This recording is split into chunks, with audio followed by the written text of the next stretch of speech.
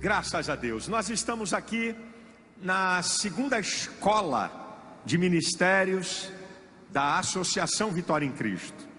É uma honra receber gente de todo o Brasil e de tudo que é denominação. Junto, nós temos 300 jovens com vocação ministerial que nós estamos bancando, tanto o translado como o hotel e a pensão completa. Eu quero trazer uma palavra que Deus colocou no meu coração esta noite sobre o tema as marcas do chamado por Deus, baseado na chamada de Eliseu. É uma escola de ministério, então eu quero trazer uma palavra sobre as marcas daquele que é vocacionado, daquele que é chamado. 1 Reis, capítulo 19, do versículo 19 ao 21, diz assim a palavra: Partiu, pois, Elias dali e achou Eliseu, filho de Safate, que andava lavrando com 12 juntas de bois adiante dele, e ele estava com a 12ª. E Elias passou por ele e lançou a sua capa sobre ele.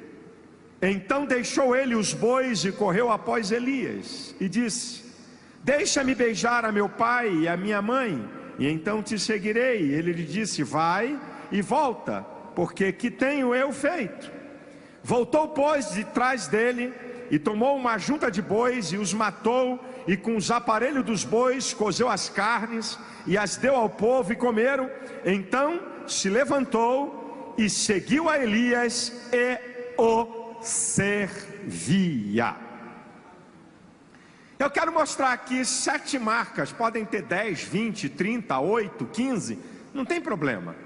Baseado aqui eu escolhi 7 marcas do chamado por Deus e uma conclusão que nós vamos ter. A primeira marca interessante, eu gosto dessa marca, é que Elias achou Eliseu lavrando com 12 juntas de bois. Então a primeira marca que eu encontro de alguém chamado é a produtividade. Deus chama gente produtiva. Quando Deus chama a Abraão, e quando você vê a saída de Abraão em Gênesis 12:5, diz o texto que ele saiu com sua fazenda, gado e toda sorte de gente criada. Produtivo. Quando você vê a chamada de Noé em Gênesis capítulo 6 e no capítulo 7, aquele homem foi produtivo 120 anos, construindo a sua chamada de maneira produtiva. Quando você olha para José, produtivo na casa de Potifar, produtivo na cadeia e produtivo na corte de Faraó.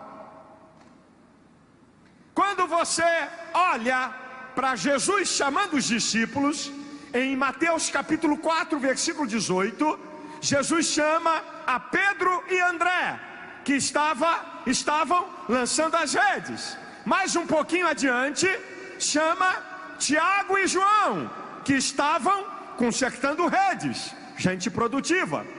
O apóstolo Paulo em 1 Tessalonicenses 2:9 diz: Bem vos lembrais do meu trabalho e fadiga, trabalhei noite e dia para não ser pesado a ninguém, e ainda vos anunciei o evangelho. Produtivo, produtivo. E a passagem que eu mais gosto, vocês já me ouviram, você que me acompanha pela televisão já me ouviu falar nisso.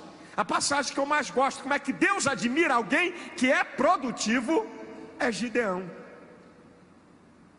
Em Juízes capítulo 6, versículo 11, diz que o anjo do Senhor estava assistindo Gideão malhando o trigo no lagar, enquanto todo Israel estava entregando a sua produtividade. Gideão disse: se fosse carioca, é ruim, vai levar nada, eu vou salvar. E aí o anjo do Senhor vira-se para ele e diz o quê? Varão produtivo, varão valoroso. Não está escrito em nenhum lugar da Bíblia: varão vagabundo. O Senhor é contigo, não tem na Bíblia. É varão produtivo. Eu fico um pouco assustado quando alguém chega para mim e diz assim: pastor, eu abandonei meu emprego, eu abandonei meu trabalho e agora eu estou à disposição do que Deus quer fazer, e se a igreja quer me chamar, ai meu Deus, me ajuda. Que conversa é essa, rapaz? Quem te falou que tu tem que largar tudo? Tem um tempo para isso. Vai sustentar tua família, vai cuidar da tua mulher, vai trabalhar. E se Deus quiser que você viva full time do Evangelho, Ele vai dizer a hora, o dia e o tempo para isso acontecer. Deus não chama vagabundo, não chama preguiçoso, e chama gente produtiva. A segunda marca que eu acho interessante está aqui, por isso que eu pedi para você deixar a Bíblia aberta. Elias, está no versículo 19. Elias passou por ele e lançou a sua capa sobre ele. Naquela época, a capa era um distintivo de autoridade. A capa era um distintivo do seu ministério profético.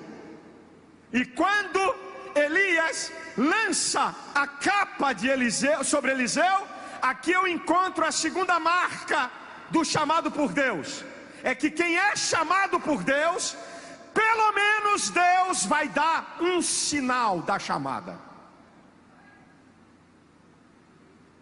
Chamada sem sinal é equívoco, é engano e emoção. O sinal da chamada é que Elias tira a sua capa e lança sobre ele, símbolo de sua autoridade ministerial, símbolo do seu ministério profético. Foi o sinal. É bem da verdade, meus irmãos, nessa questão de sinal, por isso que a própria palavra diz sinal. E muita gente quer que Deus dê todos os detalhes da sua chamada. Deus dá sinais ou sinal. Deus não dá tudo que vai fazer com você. Vou voltar para Abraão. Abraão, sai da tua casa, da tua parentela e vai para uma terra que eu te mostrarei. Por enquanto só sai. É o sinal que eu estou te dando. Não tem mais detalhe. Não tem mais explicação. Não tem. Sinais. Deus dá um sinal. E aí eu vou entrar aqui numa área, sabe, muito interessante sobre essa questão de um sinal de Deus. O que é que Deus quer comigo? Que área Deus quer me usar? Em que lugar? Deus tem que dar um sinal. Como é que vai ser? Eu não sei. Então segura aí, filho. Existem duas coisas fundamentais para o chamado nessa área. Colossenses 3,15 diz: seja a paz de Cristo o árbitro. Você não tem paz? Como é que vai tomar uma decisão da sua vida ministerial sem paz? Segundo lugar, 1 Coríntios 14:33. Deus não é Deus de confusão. Vai tomar decisão debaixo de confusão? Você não tem sinal, está perdido. Como é que é? Agora eu quero destacar uma coisa aqui. Aguça teu ouvido. Você foi chamado, e eu vou te explicar, para o ministério de sacerdote ou para o ministério de rei? Eu vou dizer o que é isso. E esse é um grave problema da igreja brasileira. Gente que foi chamado com a unção de rei, mas quer a unção de sacerdote. E gente que foi chamado com a unção de sacerdote e quer a unção de rei. Pastor, explica que eu não estou entendendo nada. Tu vai entender. Mas vai entender mesmo. Quem banca o sacerdote é o rei. Quem determina no Antigo Testamento a provisão em Israel é o rei. Eu lamento que no nosso país muitos pastores, líderes de igrejas e denominações, para segurar milionário e gente rica, está botando a mão e dando unção de sacerdote quando ele tem unção de rei.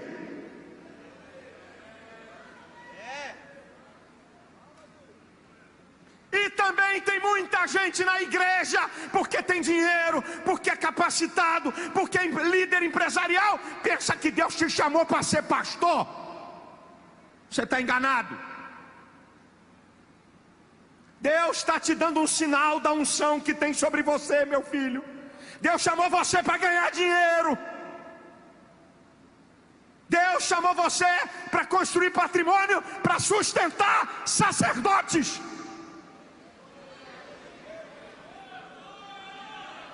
Davi tinha unção de rei, mas não tinha unção de sacerdote, meu irmão.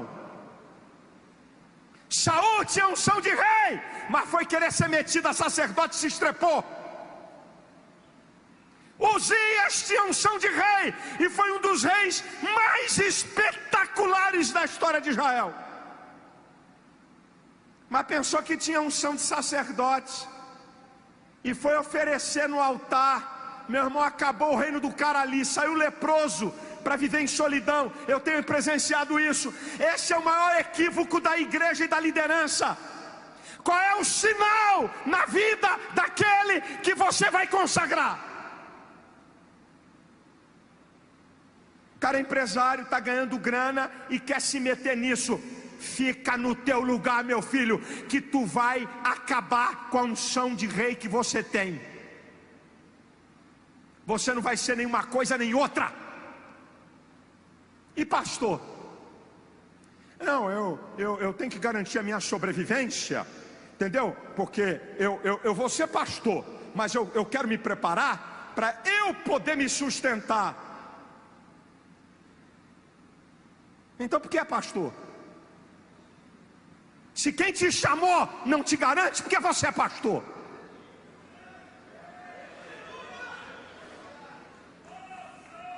Eu não estou falando de pastores, são profissionais, desempenham funções ministeriais, mas ainda trabalha. Eu estou falando de pastor que já vive da igreja, mas está preocupado. Eu vou ficar aqui comendo na mão de diácono? Quem manda você ser trouxa?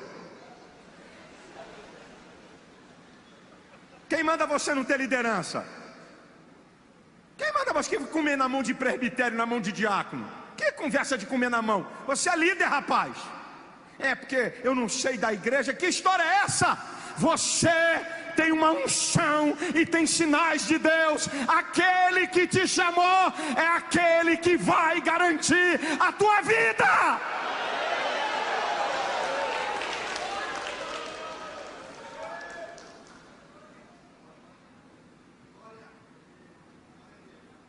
Eu estou falando para pastores e futuros pastores. Não consagre ninguém na sua igreja porque é rico empresário. Pode Deus até chamar um rico empresário.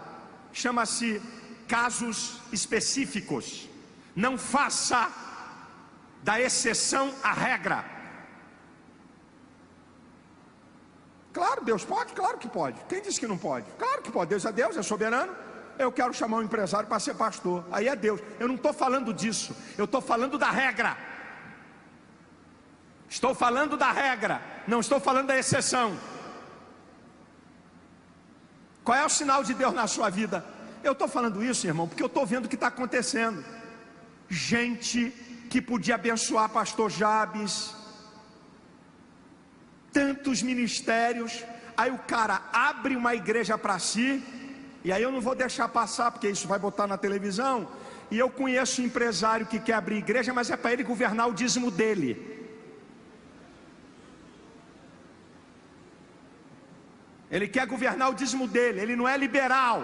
Até nisso ele quer governar. Meu irmão, você pode ganhar 1 bilhão por ano. Os 100 milhões não pertencem a teu domínio de administração. Não é do teu domínio da administração. Aí o cara, eu conheço, eu sei o que é que eu estou falando. O cara que faz igreja bonita, faz igreja linda, faz igreja não sei o que, para ele mesmo administrar o dízimo dele, e depois arruma problema para a sua vida. Pergunta quem está do seu lado, mas sem espantar. Não espante, por favor, é apenas o primeiro culto de abertura. Qual é o sinal que você tem na sua vida? Pergunta aí para quem está do seu lado.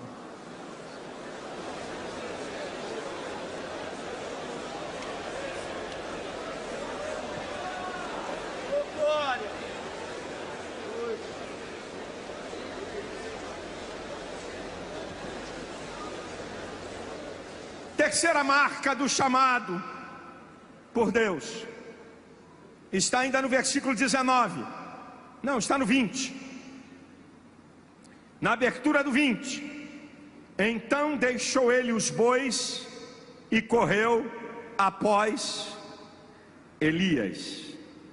Então deixou ele os bois e correu após Elias. Chamado por Deus, atitudes radicais. Atitude radical, meu irmão. O que é atitude? Um comportamento ditado por uma disposição interior que nos leva a agir. Repito, atitude, um comportamento ditado por uma disposição interior que nos leva a agir. Agir em direção à chamada, em direção à visão radical. Rapaz, quando eu leio, eu já li várias vezes, eu fico impressionado quando Hebreus 11:8 fala de Abraão. E Abraão saiu sem saber para onde ia. Você está maluco, rapaz? Tu imagina Deus chega para você, você é escolher um lugar aqui, da Paraíba, pronto, em homenagem ao Estevão. Aí Deus chega para você e diz assim: sai da Paraíba. Por não, senhor, sou teu servo, eu saio. Me diga para onde. Não, eu estou mandando você sair. Mas, senhor, norte, sul ou oeste? Leste é mar. Para onde? Para onde você quiser, sai. Tu já parou para pensar num barulho desse? Sai! Saiu sem saber para onde ia. Atitude radical. Meu irmão, chamada ministerial requer atitudes radicais. Se você pensa que vai ser 2 e 2 igual a 4, na chamada ministerial pode dar 3 ou 5. Se você pensa, senhor, vamos fazer o seguinte: tu me chama, daqui a 3 anos eu vou me aposentar, daqui a 5 anos eu vou ter uma poupança.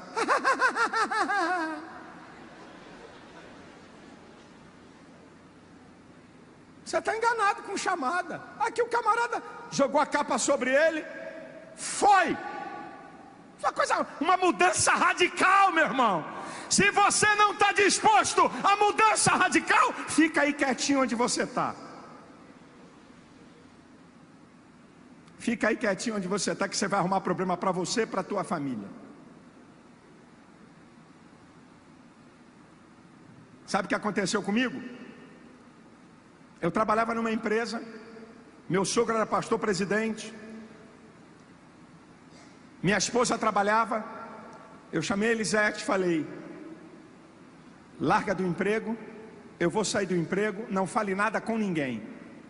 Eu quero passar por um teste com Deus, se Ele me chamou realmente. Uma coisa minha e da minha esposa. Eu quero fazer um teste, uma coisa pessoal. Não pedi nada a ninguém, não incomodei nada para ninguém, não perturbei ninguém. Só chegava na hora da janta e do almoço na casa do meu sogro, só isso. E como lá tinha panela para 30, meus cunhados estão aqui, e mais um comer menos um, 11 filhos, então besteira. Casa pastoral sempre tinha um monte de gente comendo. Eu falei: fome eu não vou passar, mas eu quero fazer um teste. Falei para minha esposa: se esse teste não der certo, eu volto. Eu vou voltar a trabalhar, não perturbo ninguém, não fico: ai, irmão, olha, eu larguei tudo. Quietinho, calado. Era uma atitude radical da minha parte. Eu queria fazer um teste pessoal meu. Se você não está disposto a uma atitude radical na sua vida, vai mudar sim. Ser pastor é uma mudança radical. Querer o ministério é uma mudança radical. Permita-me dizer uma coisa tua, Josimar. Pastor Josimar que está aqui. Ele ia casar com uma menina. Eu conheço um pouco a história dele. Ele disse qual era o sonho dele, o que ele queria na vida. A menina disse: eu não sou preparada para ser mulher de pastor. Eu tenho meus ideais e meus sonhos. bye, baby, tchau. Aí Deus honrou ele e deu a Beta, que é uma santa mulher, para aturar esse servo. Uma atitude radical. Era um cara novo, namorava uma garota linda, mas ele tomou uma atitude radical. Isso é o chamado por Deus. 4. Escute isso aqui, muito interessante. Versículo 20: deixa-me beijar meu pai e minha mãe, e então eu te seguirei. E aí o profeta disse para ele: vai. Sabe o que é que eu aprendo aqui? Em quarto lugar, o chamado por Deus tem vínculos. Vínculos. Noé, faz uma arca para você e sua família. Vínculos. Abraão, sai da casa do teu pai e da tua parentela. Vínculos. Davi, da casa de Jessé. Vínculos. Daniel, da linhagem nobre de Israel. Vínculos. Paulo, judeu zeloso da religião como seu pai. Quais são os seus vínculos? Você tem vínculo com quem e com quem? Aparece um paraquedista no nosso meio, ninguém sabe quem ele é, ninguém sabe a história dele, e você vai dando oportunidade. Qual é o vínculo? Tem que ter vínculo. Não existe homem sem história, história sem homem, meu irmão. Quais são os teus vínculos? Não tem vínculo com nada. Não tem vínculo, perigoso. Não, pastor, eu não quero saber da minha mulher, eu não quero saber dos meus filhos. Não presta para o ministério. Não serve. Qual é a história dessa pessoa? Com quem ela tem vínculos? Meu irmão, é uma verdade, meu irmão. Quer ser chamado? Quem é você, meu filho? Senta aqui, eu quero conhecer um pouquinho da sua história. Não estou falando de pedigree não, meu irmão. Não estou falando de história familiar linda não, meu irmão. Não estou falando que tem que ser filho de famoso não. Não é nada disso não, meu irmão. Com quem você tem vínculo hoje? Com ninguém, pastor. Não tem vínculo com nada. Tá, então quando você tiver vínculo com alguém, nós vamos dar um jeito em você. Não tem vínculo com ninguém, não tem vínculo com nada. Não tem vínculo com igreja, não tem vínculo com pastor, não tem vínculo com família, não tem vínculo com ninguém. Está aqui eles, olha, deixa eu falar com meu pai e minha mãe, ele tinha vínculo. 5. Essa aqui é muito interessante. Versículo 21. Voltou, pois, de trás dele e tomou uma junta de bois e os matou, e com os aparelhos dos bois cozeu as carnes e as deu ao povo. Aguça sua audição. Marca do chamado de Deus: romper com a história que pode impedir a sua chamada. Romper com a história que pode impedir a sua chamada. Lembra dos bois? Lembra dos carros? Queima essa potroca aí. Não vou precisar mais disso. Ele rompeu com a história que podia prejudicar a sua visão, o seu ministério. Há pouco tempo agora muita gente não entendeu. Eu era primeiro vice-presidente da Convenção Geral das Assembleias de Deus do Brasil, a maior igreja evangélica do país. Por eleição, eu fui eleito primeiro vice-presidente. E até, que é uma denominação grande, um jogo político, 50 mil pastores, pesado, até aqueles que não gostavam muito da minha cara. Tem aqui pastores da Assembleia de Deus, sabe, dizia: Malafaia, depois do pastor que está presidindo aí há muito tempo, você vai ser a bola da vez. Você é o cara para ser o próximo presidente da Convenção Geral das Assembleias de Deus do Brasil. Que coisa linda, presidente das Assembleias de Deus do Brasil. Aí o Espírito Santo falou comigo: meu filho, não é essa a visão que eu tenho para você não. Eu não chamei você para ser homem político de denominação, porque o cargo é mais político do que qualquer outra coisa. Eu não chamei você para essa picuinha não. Eu não estou dizendo que lá não tem homem de Deus, que lá está cheio de homens de Deus, gente séria, gente honesta, gente que trabalha, gente chamada. Não estou falando nada disso. Participei de lá com muita alegria, mas chegou a hora de eu romper com uma história que podia impedir a visão que Deus me deu, e nada que impeça a minha chamada vai ficar no meio do caminho, vai ficar na minha frente. Rompa! O Espírito Santo está falando com gente aqui. Você tem coisas na tua vida para romper, e quando você fizer isso, te prepare, Deus vai te levar para patamares altos.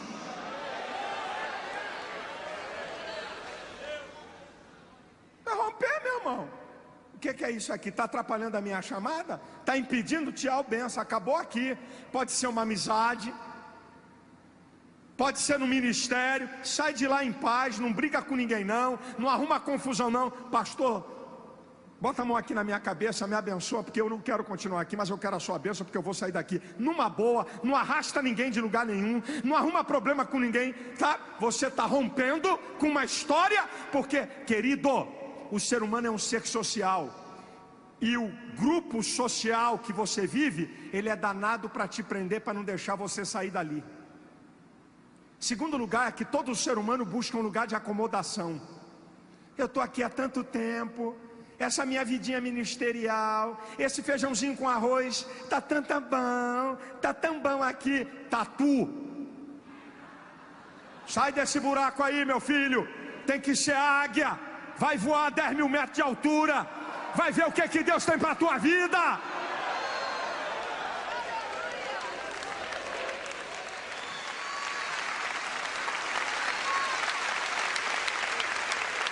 Ele rompeu com aquilo que podia travar a sua chamada. Tem que ter coragem para romper, meu irmão. Tem que ter audácia para romper. Tem a hora de romper, tem o momento de romper. E eu não estou falando romper, meu irmão, por favor. Eu estou tratando com gente inteligente. Não pensa que romper é só você mudar de igreja, não. Não pensa que romper é mudar de denominação, não, por favor. Ou abrir sua própria igreja. Não pensa que isso é romper, não. É você romper com manias suas, sabe? É você, pastor, romper com essa liturgia medíocre que tu tá na tua igreja, porque aqui, pastor, eu recebi, esta igreja tem 88 anos. O primeiro pastor foi pastor 40. O segundo pastor foi pastor 47 anos. E eu estou aqui há 1 ano. E o que eles fizeram, não vamos remover os marcos antigos. Isso, meu irmão, acaba com a igreja juntinho. Rompe com esse negócio, rapaz. Deus te deu uma visão, rapaz. O povo está esperando por uma visão, meu irmão. Rompe. Se você romper, o povo vai com você. Eu não estou falando romper para o pecado não, meu irmão. Eu não estou falando romper para heresia não, meu irmão. Eu não estou falando romper para modismo não, meu irmão. Você precisa romper muitas vezes com uma tradição arcaica, miserável, que está te travando. E Deus quer que você voe para um novo patamar, meu amado.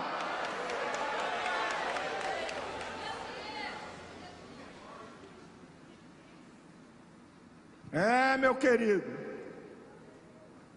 se você não entender isso, meu filho, se você pensa que não tem que romper com nada, a gente sempre tem que romper com alguma coisa. Pode ser da nossa vida pessoal, do nosso ministério, de alguma coisa da nossa vida, de uma amizade, de alguém. Vou romper porque isso aqui está perturbando o meu ministério. Vou acabar com esse negócio aqui.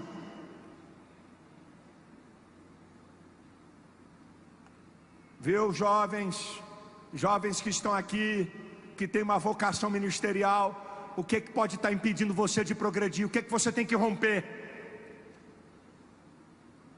Sexto, então se levantou e seguiu a Elias. O chamado por Deus segue uma visão. A visão pode ser sua própria, a visão pode ser que Deus deu a um visionário para você participar daquela visão, a visão pode ser de uma igreja ou de um ministério, mas você tem que seguir uma visão. Qual é a visão do seu ministério? Qual é o visionário que você segue? A visão pode ser pessoal, a visão pode ser de outro, você participa da visão de outro, faz parte daquela visão, pode ser de uma igreja, pode ser de um ministério, mas de quem? Não tem visão nenhuma não. Estou aí, né, pastor? Que Deus, que mandato, nós estamos aí, né? Glória a Deus, aleluia. Louvado seja o nome do Senhor. Que Deus quiser, eu estou aí, né? Eu topo qualquer parada, né? O Senhor falou, nós estamos aí, né, irmão? Aleluia, né? Para Deus quiser levar a gente, nós vamos, né? O Espírito Santo não tem nada a ver com essa bagunça da tua vida. O Espírito Santo não tem nada a ver com essa mediocridade. Pastores, líderes, dê uma visão a teu povo. Dê uma visão para esse povo. O povo está esperando uma visão, meu irmão. Elias seguiu, Eliseu seguiu a visão de Elias. O visionário era Elias. E até para você ter uma visão própria, por um tempo você segue a visão de alguém.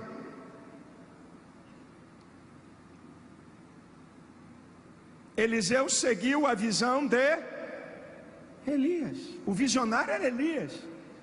É o teu pastor? Então siga essa visão. Você não tem uma própria? Siga a visão do seu líder. Colabore com ela. Não fica comendo aqui por baixo, não. Eu não concordo com isso aí, não. Eu acho que o pastor é igual Maios, vai vir pregar aqui e ele gosta de falar, e tem DVDs da última Slavec, do Fogo para o Brasil, quando ele fala de divisão, duas visões, que Jesus não permitiu, nem Pedrão chamou de diabo. Para trás de mim, Satanás. O cara vem com uma outra visão dentro de um ministério. Você está subjugado a um pastor, a uma autoridade, então participe da visão dele. Colabore com ele. Em sétimo lugar, eu gosto desse negócio aqui. Eu gosto disso aqui. Então se levantou e seguiu a Elias. Sexto, seguiu uma visão. Sétimo, e o servia. Submissão. Querido, servir não é apenas obedecer ordens. Submissão não é apenas obedecer ordens. Melhor colocando, submissão não é você obedecer cegamente ao seu líder, é servi-lo com alegria. Meu pastor, meu saudoso pastor, ele saía de férias porque eu levava ele. No início, meu pai tinha uma casa, e tem até hoje em Araruama, região dos Lagos do Rio de Janeiro. Então eu via na agenda, entre janeiro e fevereiro, que a casa não estava ocupada, e pedia a meu pai uns dias para levar meu sogro e minha sogra. Era o que eu podia. Dirigi para o meu sogro muitas vezes, e ele gostava de andar comigo. E ele ficava irritado com os outros motoristas que o guiavam por muitas vezes, porque eu andava ligeiro e ele gostava.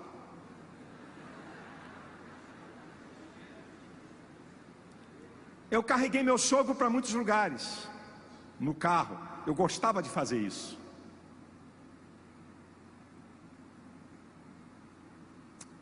Eu fazia o máximo para em qualquer lugar que eu parasse, ele não tirava dinheiro do bolso nem para pagar cafezinho.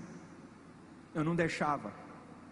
E a situação econômica dele era melhor do que a minha umas 5 vezes no mínimo. Mas eu não deixava. Aí Deus foi me abençoando. E aí eu levava o meu mentor, levei ele para os Estados Unidos. Entrei nos parques da Disney. Tem um elevador maluco num parque daquele. Falei, chefia, vamos andar naquele elevador lá. Um elevador que vai levando, vai subindo e vai abrindo as portas. Aqui é não sei que andar, aqui é não sei que. Quando chega no último andar, a porta abre, parece que tu vai cair. E aí ele despenca. Eita, que trem doido é esse? Aí lá na Disney eu levei ele num trem que não tem maquinista. Lá num daqueles parques em que o trem anda. Que trem doido, rapaz? Onde é que está o maquinista, rapaz? E depois que Deus me abençoou, no sentido financeiro, o mesmo lugar que eu comprava meus ternos, eu comprava para ele.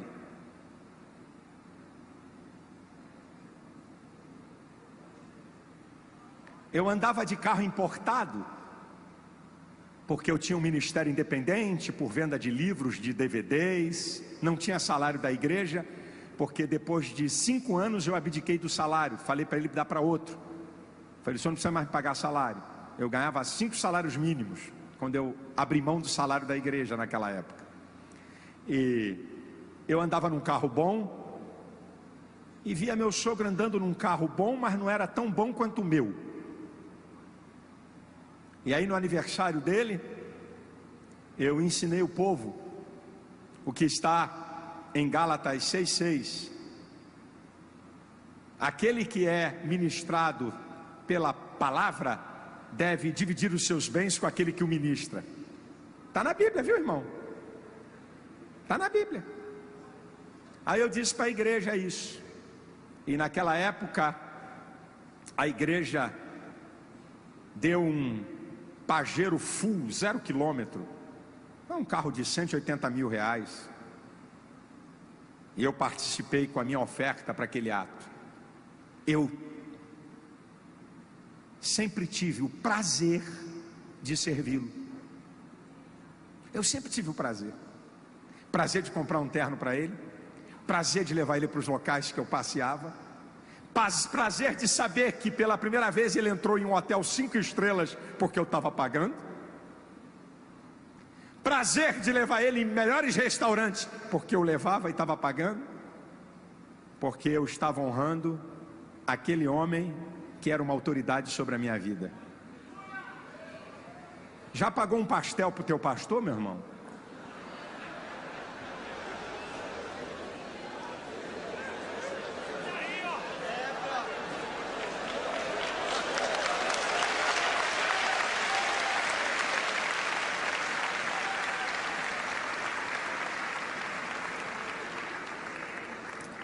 Meu pastor é rico, meu pastor tem grana. Meu irmão, nem tudo na vida é dinheiro.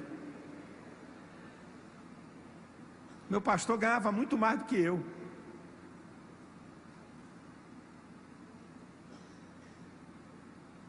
Meu pastor ganhava muito mais do que eu durante muito tempo. Mas eu tinha prazer de honrá-lo, de servi-lo. Você serve o seu pastor? Moço, meu filho, está aqui o Silas, foi para um seminário nos Estados Unidos. Eu gostei. Aula prática dos alunos do seminário é que eles ficam servindo a um pastor em uma igreja. Mas servindo como? Espera o pastor e a esposa dele chegar no estacionamento da igreja para abrir a porta para a mulher do pastor. Providencia a água que o pastor vai beber e passe o lenço em volta do copo para que não tenha marcas de dedos. E água fresca. Pegue o pastor quando estiver descendo do púlpito. Um seminário americano. A gente fala tanto da América, né? Tem dor de cotovelo até dizer chega. Aqui no Brasil o cara mal começa o fedelho, já quer encarar o pastor, porque prega e faz o fogo cair e já pensa que é alguma coisa. Não é porcaria nenhuma. Tu nem tirou a fralda.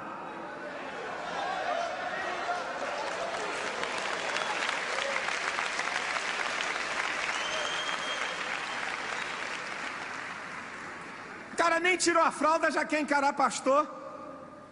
Tá para ver, já carrega o copo d'água para o teu pastor. Cadê os jovens que eu trouxe aqui? Fica de pé. Eu quero só os jovens que eu trouxe. Os que estão aí. Fica de pé os jovens. Fica de pé os jovens.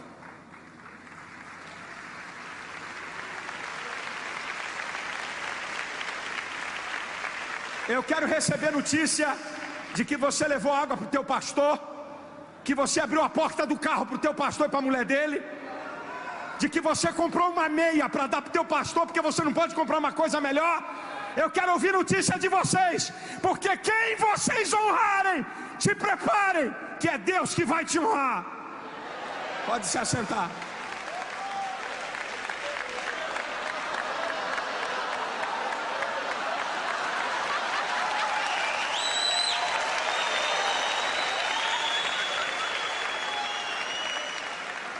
Esse aí fez o mesmo seminário do Silas, frequentou a mesma escola. Servi. Eu uma vez vi o Mike Murdock num congresso Fogo para o Brasil. E quem é que estava carregando a mala de Mike Murdock aqui no congresso? Quem? Neto de Morris Cerulo. Neto. Você sabe quem é Morris Cerulo?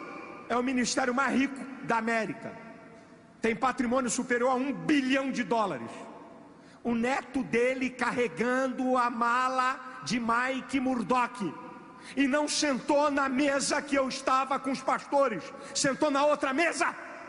É isso que a gente tem que ir para ensinar a servir, e fazer com alegria, e fazer com prazer, e fazer como se fosse para Deus. Está aqui Eliseu servia a Elias. A quem nós estamos servindo? Eu estou tendo a honra, eu estou tendo o privilégio de servir a vocês aqui nessa escola. Essa honra Deus está me dando de servir vocês aqui. É uma honra que Deus está me dando.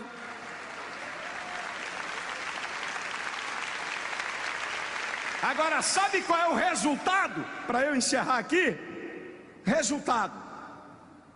Meu filho, nossa vida é de semeadura para colheitas. É resultado, meu irmão.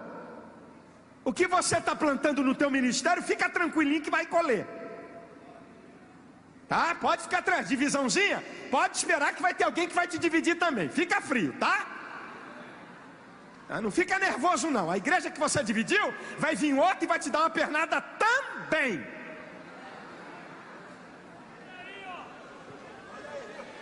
É isso aí, né? Não abre teu olho não. Resultado. Olha o resultado na vida de Eliseu. Primeiro, uma herança ministerial. Quem é o sucessor de Elias? Quem? Eliseu, irmão. Herança ministerial. Resultado. Ele recebe uma herança ministerial. Sabe o que eu dizia para o meu sogro? Meu sogro sempre foi um homem muito controlado com finanças. Muito. Ele veio de um tempo muito difícil, com muita coisa ruim, com muita dificuldade. A pessoa que passa por muita dificuldade não desperdiça nada e é tremendamente controlado com dinheiro. Eu brincava com ele quando eu queria alguma coisa na igreja, dizia: não, pastor, a igreja tem dinheiro, vamos fazer. Não. Aí eu tinha muita intimidade com ele, com raiva, dizia assim: não tem problema não, junta bastante dinheiro, porque quem vai gastar vai ser eu. Está aqui os filhos dele que estão aqui, sabe que eu dizia isso para ele? Está aqui a filha dele, que é minha esposa. Eu dizia: junta bastante dinheiro, porque eu vou gastar essa grana toda. E como eu falei, Deus fez.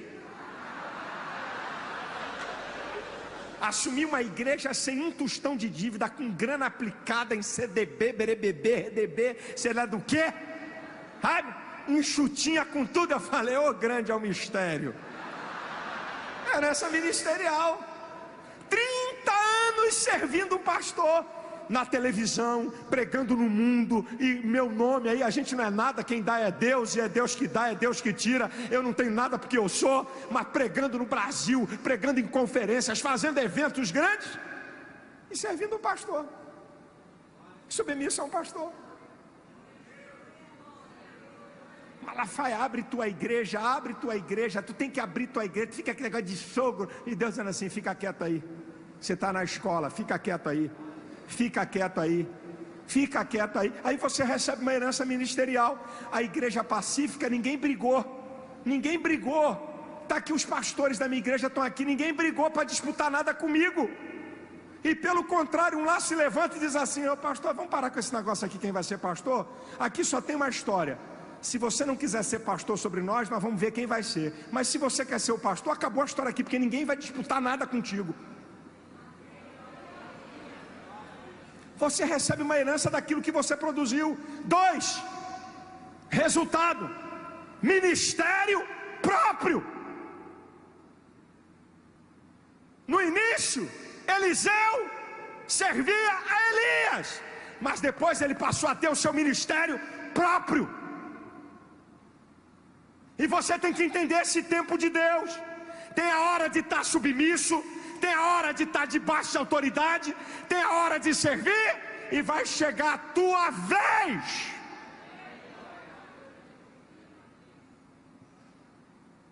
Agora, uma coisa espetacular: a quem Eliseu serviu? A quem? Elias, né? Ele serviu a um, não é? Concorda? Correto? Perfeito? Sim ou não? Sim. Eliseu servia a Elias, né? Você lembra da história do machado que ele fez flutuar? Em 2 Reis 6? Não precisa abrir para ler não, eu vou te contar aqui. Sabe qual é a história? É que os camaradas que serviam a Eliseu eram tantos que a coisa estava apertada, tinha que aumentar. E aí um deles, está lá no versículo 3: Eliseu, por favor, você não quer acompanhar os teus, plural, servos?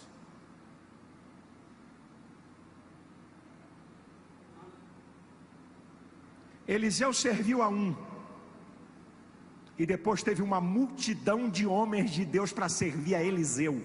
Era tanta gente que o lugar que eles estavam era apertado, teve que ampliar. Você serve alguém, e daqui a pouco Deus coloca um monte de gente para te servir. Eu servi um pastor, 30 anos, um pastor. Eu servi um pastor. A minha igreja hoje tem quase 150 pastores para me servir. 20 mil pessoas para me servir. Eu servi um homem durante 30 anos. Você tem que entender isso. Vai ter gente para te servir. E em último lugar, para a gente encerrar, guarde: resultado do chamado, uma herança ministerial, ministério próprio, gente para te servir e profético para a sua vida. Abra aí a sua mão, que eu quero deixar uma palavra profética. Abre aí, para receber é assim. Ninguém recebe nada assim. É assim. Eu quero ser profeta para o seu ministério. Eu quero ser profeta para o seu ministério. Se você tiver as marcas do chamado, se você obedecer os critérios do chamado, te prepare. Vem uma unção especial de Deus sobre a sua vida.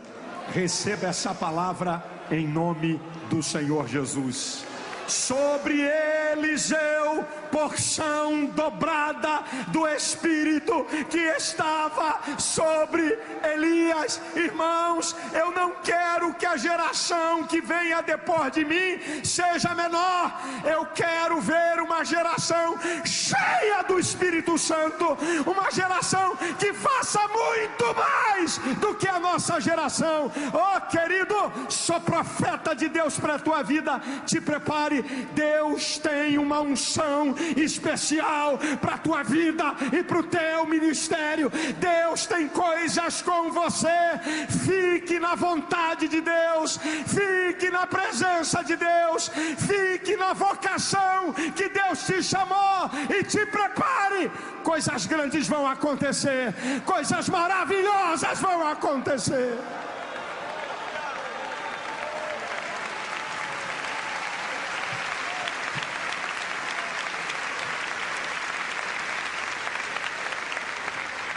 Você não precisa ter inveja da unção de ninguém. Você não precisa ter inveja da unção de ninguém. Eliseu não teve inveja, ele só disse: olha, eu estou debaixo da tua autoridade, então me dá aí a porção dobrada do teu espírito. Aquilo que eu vi Deus operar na sua vida, eu quero ver muito mais na minha vida. Você pode falar isso. Você está debaixo de uma autoridade, eu quero a sua autoridade. Me abençoa aqui, pastor. Põe a mão na minha cabeça aqui, transfere para mim uma bênção. Oh querido, há uma unção de Deus aqui nesse lugar. Há uma unção de Deus para a tua vida. Algo de especial que Deus quer fazer em você e através de você.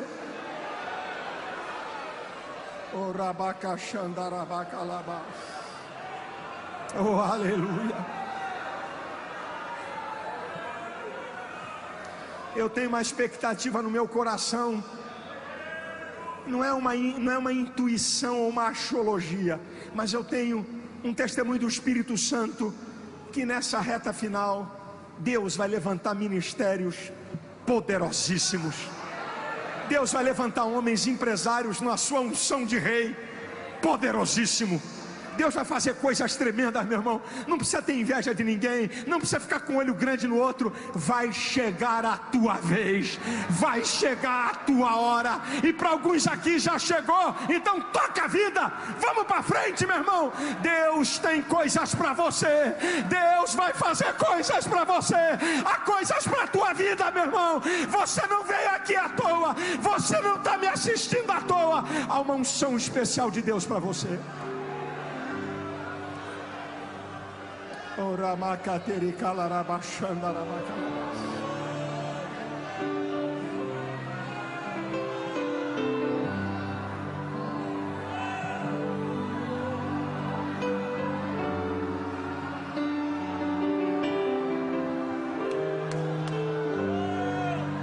É você o chamado. É você o chamado.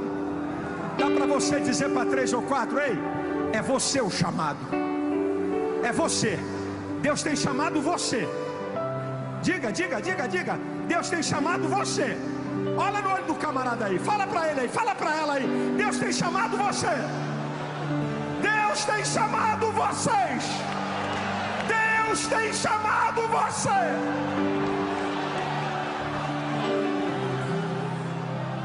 Orabacateri calarachandarabacalabas.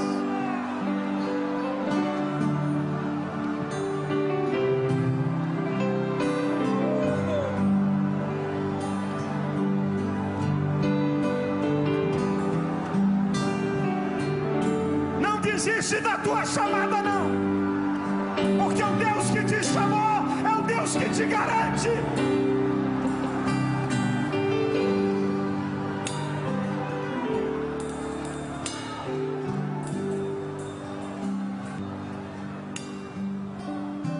Aleluia. Deus está falando com obreiros aqui. Não fica olhando para esse teu momento não. Não fica olhando para essa hora não. Deus vai tratar com você aqui nesses dias, porque Deus tem coisas grandes para você. Permaneça dentro da visão que Deus deu. Permaneça onde Deus quer que você permaneça, ou saia de onde quer que Deus quer te tirar, ou vá para onde Deus quer que você vá, porque Deus tem compromisso com aquilo que Ele chama. Deus tem compromisso com aquilo que Ele fala. E se você obedecer à voz de Deus, há uma unção que vai te acompanhar. Nenhuma arma forjada vai prevalecer contra você. Ninguém vai impedir a vocação de Deus. Ninguém vai roubar o teu ministério. Oh,